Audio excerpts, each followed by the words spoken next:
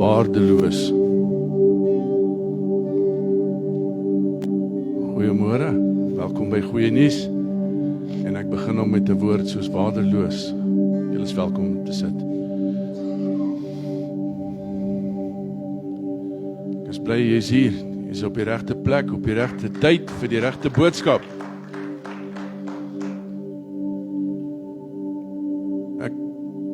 Ons is besig met die reeks oor wie Jesus is.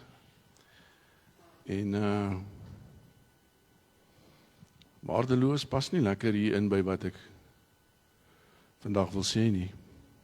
Maar hou vas, ek gaan jou daarby uitkry. So 'n bietjie met 'n ompad. Waardeloos is die woord wat die Here vir my gee op 'n maandagooggend. Na gebeure oor 'n naweek. En die Here ken my goed genoeg om te weet, ek gaan vra, Here, is dit ek, wat het ek gedoen, hoekom is ek waardeloos? En die Heilige Gees bedien my met skrifte, een na die ander, en ek besef, die woord is nie vir my nie. Maar daar bly die woord, vir weke lank. Daar's geen inspraak oor wat hy is, waarheen hy gaan of wat, net waardeloos, en dis waar hy gelos word. Hou die woord in die agterkop.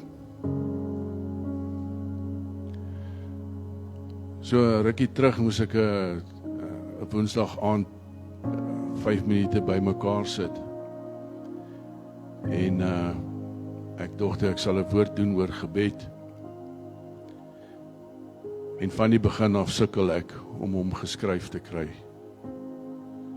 En om hom opgeneem te kry. En om hom uit te kry voor die sperdatum. Soveel so dat op die Dinsdag aand toe ek by die huis kom, toe sê ek in 'n groot paniek. Want ek gaan Aubrey teleurstel as ek nie kan 'n boodskap uitsit nie. En ek herskryf die boodskap. Gaan nog steeds oor gebed. Maar wat toe vir my uitstaan, is vergifnis. En dit maak vir my uit 'n belangrike deel van ons lewe. Is om mense te vergewe. Efesiërs 4 vers 32 sê, maar wees vriendelik en vol ontferming teenoor mekaar. Vergeef mekaar, soos God ook in Christus julle vergewe het. Kolossense 3 vers 13 sê, verdra mekaar en vergewe mekaar. As die een teen die ander 'n klag het, soos Christus julle vergeef het, so moet julle ook doen. En is asof die 2 verse vir my sê, verdra mekaar vol ontferming. Ek sal sê so ver as moontlik. Dit is nie altyd moontlik of maklik nie. En as jy jou Bybel het, blaai saam met my na Lukas 28 toe.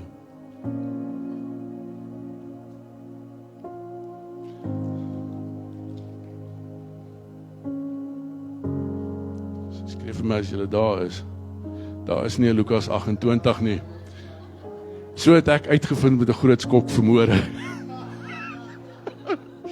Ek het verkeerde vers neergeskryf, maar jy is welkom om te blaai na Lukas 23 toe. En ek gaan hom optel daar van vers 23 af. 32. 2 ander misdadigers is ook saam met Jesus weggelei om tereggestel te word. Toe hulle by die plek aankom wat Kopbeen genoem word, het hulle Jesus daar gekruisig, as ook die misdadigers.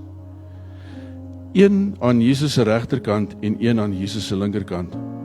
Daarop het Jesus gesê, Vader, vergewe hulle, want hulle besef nie wat hulle doen nie. Kan jy jouself indink waar ons vandag gewees het, as Jesus nie ons daar vergewe het nie? staan so rukkie stil by hom en dink. Die mense wat hom gekruisig het, is die mense wat hy gekom het om te red. Hy is verraai deur sy naaste, een van die naaste aan hom, wat 12 persone uitgemaak het. En nog steeds kies hy om te vergewe. Hulle het ook sy klere verdeel deur die lot te werp. Die volk het net daar gestaan en toe kyk, en die leiers het aangehou om hom te bespot met die woorde: Ander het hy gered, laat hy homself red, as hy die Messias, die uitverkorene van God is. Ook die soldate het vorentoe beweeg en Jesus gespot. Hulle het hom as sein aangebied en gesê: As jy die koning van die Jode is, red jouself. Daar was ook 'n kennisgewing bokant Jesus se kop. Dit is Jesus, die koning van die Jode. Een van die misdadigers wat daar gehang is, het Jesus aanhou beledig deur te sê: Is jy dan nie die Messias nie? Red jouself en ook vir ons. Die ander een het hom egter bestraf en gesê: Jy het ook nie respek vir God nie, alhoewel jy dieselfde straf as hierdie man ondergaan. Ons het dit terdee verdien, want ons ontvang straf vir die dinge wat ons gedoen het. Hierdie man het niks verkeerds gedoen nie. Hy het verder gesê: Jesus, onthou my asseblief wanneer u in die koninkryk kom.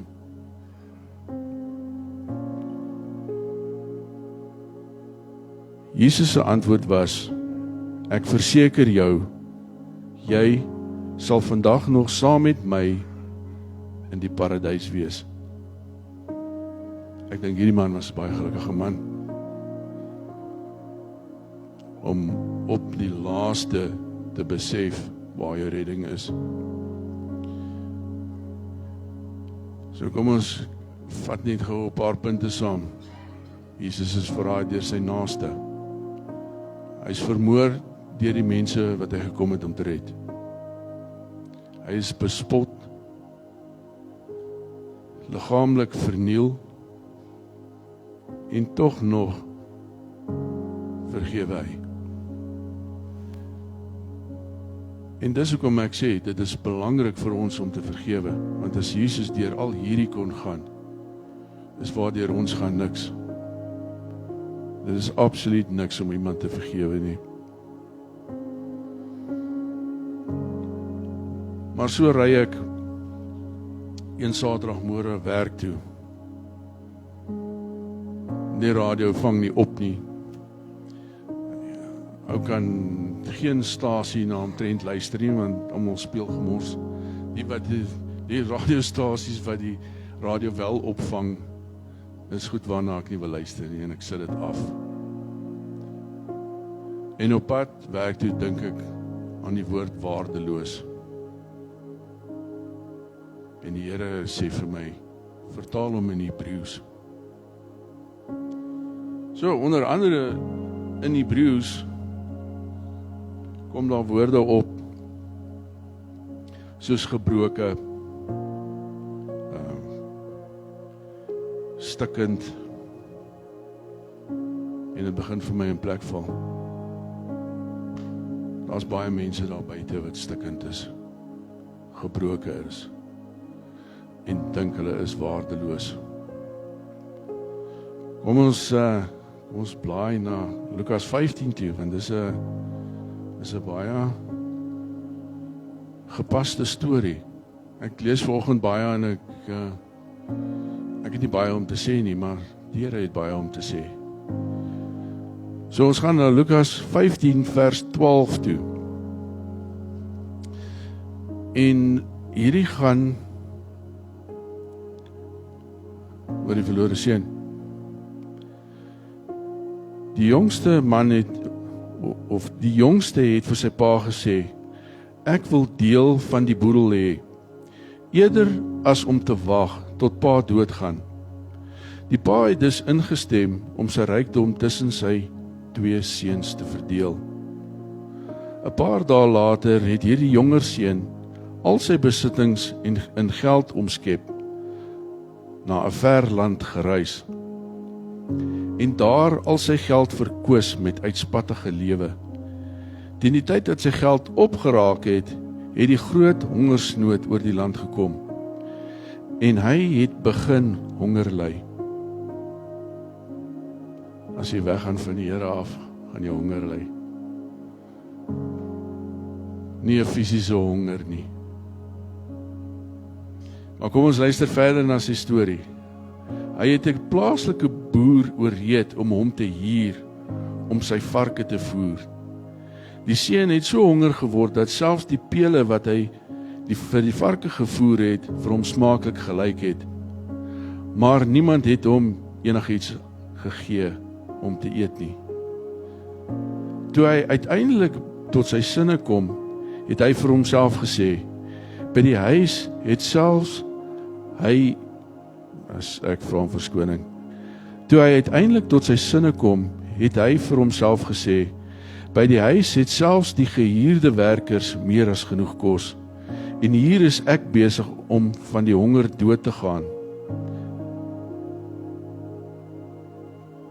Meeste van ons gaan onsself op 'n punt bevind waar ons sê, ons het honger, het was beter by my pa se huis.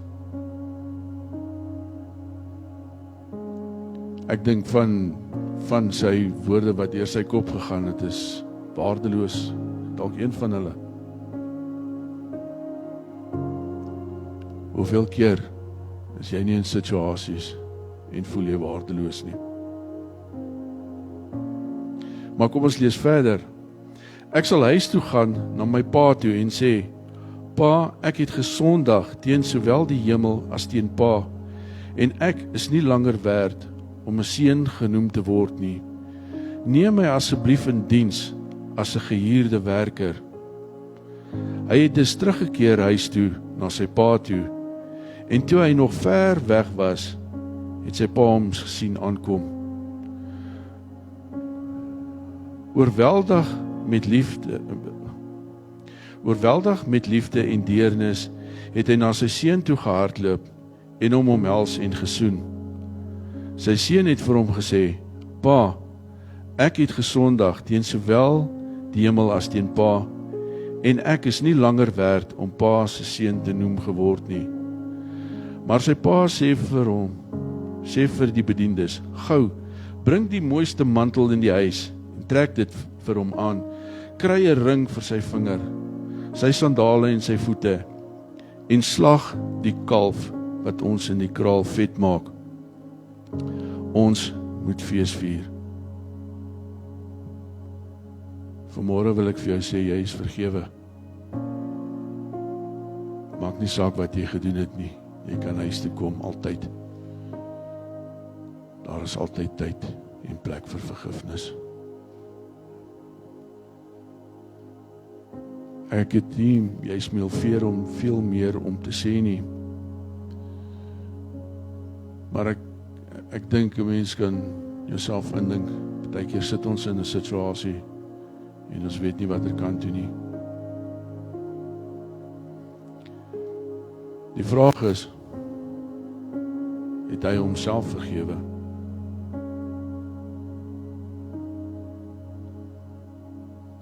Die meeste van ons sit by 'n plek waar ons onsself nie kan vergewe nie. Ons vertrap onsself omdat ons dink ons is waardeloos. Jy is nie waardeloos nie. Jy is nie niks werd nie. Jy is nie stikkend nie. Vergewe jouself, soos wat Jesus vergewe het.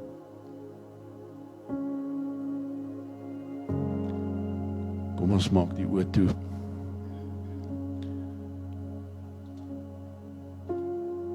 En ek gaan bid vir ons almal vanmôre en vir al die mense buite in die wêreld. Here, Dankie dat ons kan kom na U toe in die naam van Jesus. 'n God wat ons vergewe het vir wat ons gedoen het.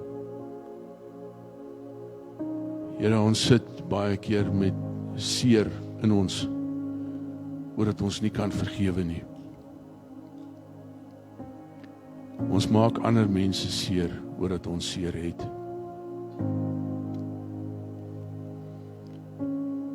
Here, laat die Heilige Gees werk, en net heel maak waar dit stikkend is, regmaak waar het gebroken is, herstel situasies, herstel huwelike, herstel vriendskappe. Here, ek wil vra dat waar dit moeilik is, dat die Heilige Gees sal intree en werk. Dankie Here dat ons vergewe is. Dankie dat ons onsself kan vergewe, oor dat U ons vergewe het. In Jesus naam. Amen.